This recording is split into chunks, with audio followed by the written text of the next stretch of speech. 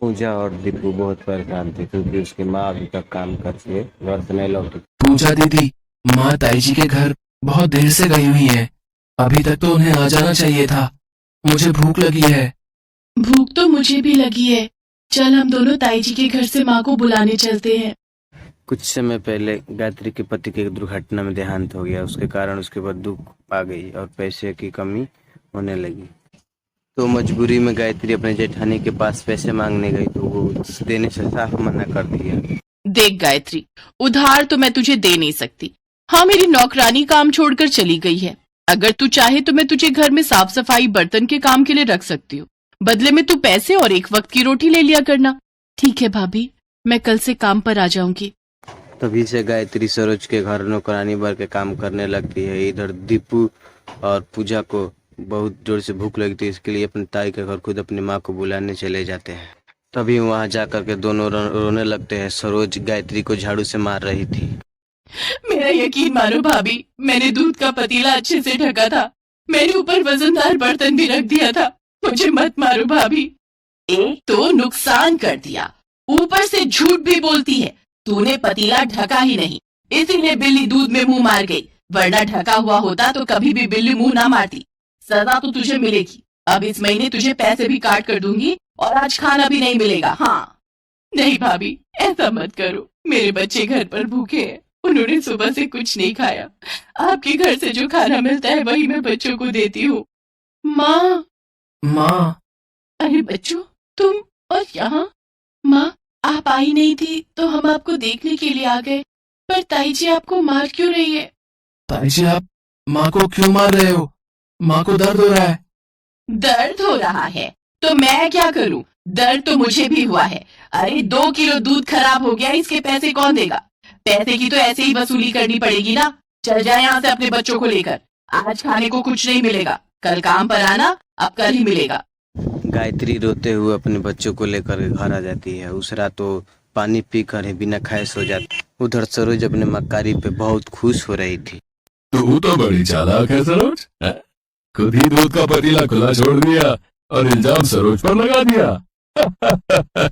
तो और क्या, कोई बिल्ली दूध पर मुंह नहीं मार गई। वो तो मैंने जानबूझकर सरोज पर झूठा इल्जाम लगाया ताकि ये पैसे बच जाए और उसे भी थोड़ा डर रहे। अरे डराना भी तो जरूरी है, वरना सर पर चढ़ जाएगी। गायत्री की जेठ जेठानी बहुत मक्कार किस्म के इंसान थी। उस गरीब माँ बेटे और उन लोगों पर थोड़ा सा भी दया नहीं आया। अगले दिन बच्चों को समझा बुझा करके गायत्री काम करने चल जाती है। आंखों में आंसू भरा हुआ था। गायत्री जाकर के काम कर रही थी, झाड़ू मार रही थी। तब काम करने में थोड़ा लेट हो गया। सरोज फिर मारने लगे थे झाड़ू से।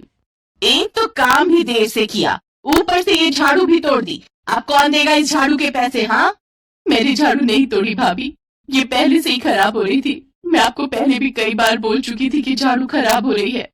तुझे क्या लगता है मैं झूठ बोल रही हूँ? तूने ही तोड़ी है ये झाड़ू, मुझे नहीं पता। अब या तो नई झाड़ू लेकर आ या फिर यहाँ आने की कोई जरूरत नहीं है। भाभी, इतने दिन से आपने मुझे पैसे नहीं दिए, कुछ भी पैसे नहीं है। झाड़ू बहुत महंगी आती है, मैं कहाँ से लाऊंगी? मुझे तो कोई उधार भी नहीं देगा भाभी। मुझे कुछ नहीं सुनना। जब झाड़ू खरीद ले तब तू काम पर आ जाना। सरोज घर आ जाती है और रोने लगती है। बैठ कर सोचने लगती है कि झाड़ू का पैसा कहाँ से लाऊं। अपने माँ के रोते हुए देख करके पूजा और सोनू बहुत उदास हो जाते हैं। पूजा दीदी, माँ के पास पैसे नहीं है। हमें ही माँ के लिए झाड़ू लानी होगी। पर दीपू, हमारे पास भी तो पैसे नहीं है। हम दोनों कैसे माँ के लिए झाड़ू खरीद कर ला सकते हैं? पूजा दीदी, माँ कहती है ना कि गणेश जी से प्रार्थना करके जो भी मांगो वो हमें देते हैं। दीदी, हम भी भगवान गणेश जी से प्रार्थना करते हैं कि वो हमारी माँ के लिए नई झाड़ू दे दें। हाँ दीपू, तू ठीक कह रहा है। हम भगवान गणेश जी से प्रार्थना करते हैं। गणेश जी, माँ कहती है कि आप सबकी प्रार्थना सुनते हो, हमारी भी सुन लो। हमारी माँ को नई झाड़ू चाहिए, आप वो दे दो। गणेश जी, हमें नई झाड़ू दे दो। हमारी माँ घर पर बहुत परेशान है। उनके पास नई झाड़ू खरीदने के पैसे नहीं है। तभी उसके सामने गणेश जी प्रकट होते हैं और कहते हैं, बच्चों, तुमने मुझे मन से याद किया है, इसलिए मैं तुम्हें ये झाड़ू दे रहा हूँ। अब तुम्हारे जीवन के सारे कष्ट दूर हो जाएंगे। जाओ ये झाड़ू ले जाकर अपनी माँ को दे दो। गणेश जी, माँ सच कहती थी, आप प्रार्थना सुनकर जरूर मदद के लिए आते हो। गणेश जी, आप बहुत अच्छे हो। बच्चों की मासूम बात सुन करके गणेश जी मुस्कुरा देते हैं और अंतर ध्यान हो जाते हैं। पूजा और दीपू झाड़ू लेकर घर आ जाते हैं और अपनी माँ को दे देते हैं। बच्चों के बात सुनकर गायत्री खुशी का आंसू रोने लगती है। विश्वास नहीं करती है कि बच्चों के सामने गणेश भगवान प्रकट हुए थे। ले आई नहीं झाड़ू, चल फिर तू काम करना शुरू हो जा।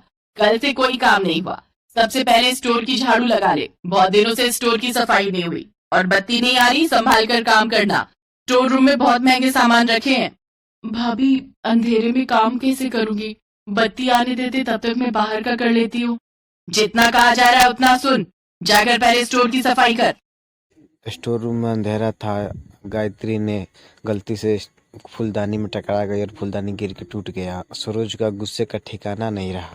गायत्री के हाथ से झाड़ू लेकर सरोज गायत्री को मारने लगती है। जैसे मारती है वैसे झाड़ू पलट वार करके गायत्री सरोज को मारने लगता है और सरोज बचा बचा चिल्लाने लगती है। फिर झाड़ू से आवाज आता है, हुआ दर्द? ऐसे ही तूने गायत्री को बिना गलती के कई बार झाड़ू से मारा है। अब तेरी बारी है, बता आज के बाद गायत्री को तंग करेगी? नहीं नहीं, मैं गायत्री को कुछ नहीं करूंगी। मुझे मत मारो, छोड़ दो मुझे। गणेश जी को दी हुई झाड़ू सरोज को बहुत अच्छे से सबक सिखाती। गायत्री, अब तुम्हें यहाँ काम करने की कोई जरूरत नहीं है। मैं तुम्हें इतना धन दूंगी जिससे तुम अपने परिवार का पालन पोषण कर सकोगी। देखते देखते झाड़ू में से सोने के सिक्के गिरने लगते हैं। गायत्री, ये सारा धन तुम्हारा है। इसे ले जाकर अपने नए काम की शुरुआत करो। मेरा कार्य यहीं तक था, अब मैं जा रही हूँ। भगवान गणेश का आशीर्वाद तुम्हारे और तुम्हारे बच्चों पर हमेशा बना रहेगा। गायत्री ने मन ही मन गणेश भगवान का ध्यान किया और अपने बच्चों के साथ खुशी खुशी से रहने लगी।